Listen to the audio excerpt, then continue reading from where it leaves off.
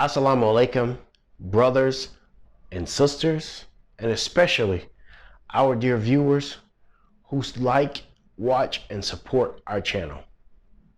Today on New Muslim Interviews with EDC Kuwait, or Electronic Dawah Committee Kuwait, I will be telling you the story of a revert or a convert to Islam by the name of Sophia, who hails from the country of Kenya. Today's episode will be very special and will be very different.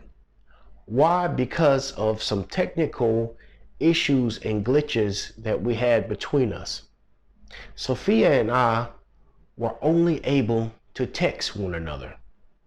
So I will be telling you her story in her own words.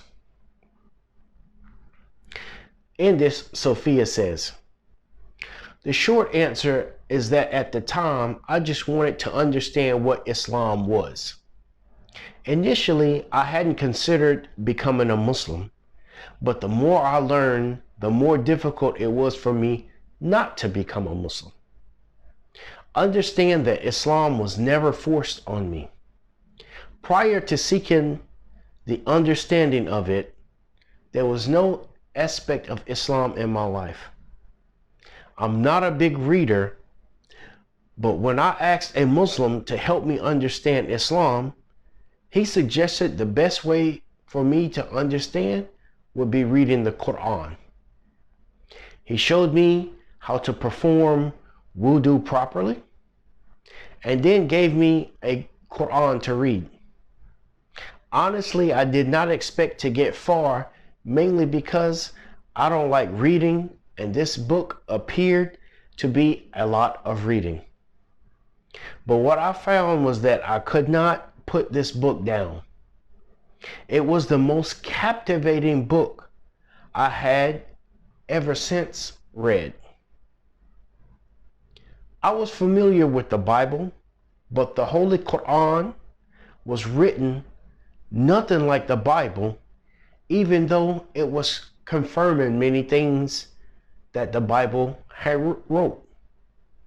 Somewhere along the way, I had eternally just accepted that I surrendered being a Muslim. I made sure to be in compliance with everything a Muslim was supposed to be doing, but it wasn't till the holy month of Ramadan was approaching and another Muslim asked me if I'd be fasting that I'd become aware that I had skipped a major step. Even though I'd internally surrendered to Islam and was doing everything a Muslim was expected to do, I still had neglected to go to the Imam and take the Shahada. So that very next Friday, I did just that. Following the Jummah prayer in front of the entire community, I accepted Islam. I would not say that I desired to become Muslim, because being a Muslim requires a lot of work. I would more accurately describe my reason for becoming a Muslim had mainly to do with taqwa, or piety. Once I realized that I had taqwa, I understand that I had already accepted Islam and that I would be held accountable for my knowledge. Never has the Bible or any other religious text ever made me feel that way. For me, it was a beautiful feeling to come to Islam via a conversion or reversion. I fear that if I had been born of Muslim parents and raised in a Muslim household or lived in a Muslim community, then I potentially could have taken my awareness of Islam for granted. If I had merely viewed it as a cultural thing, it would have been nothing more than a societal norm. As a rebellious teenager, I most likely would have been compelled to even resist it as a manifestation of my stubborn independence of the drone-like masses. Luckily, that was not the case. In the end, she ends this note by saying, Assalamu alaikum wa rahmatullahi wa barakatuh.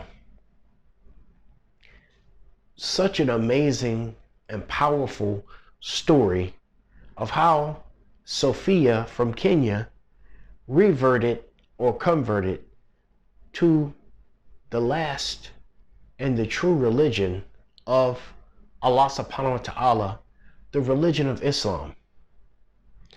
That story, she talks about taqwa, piety,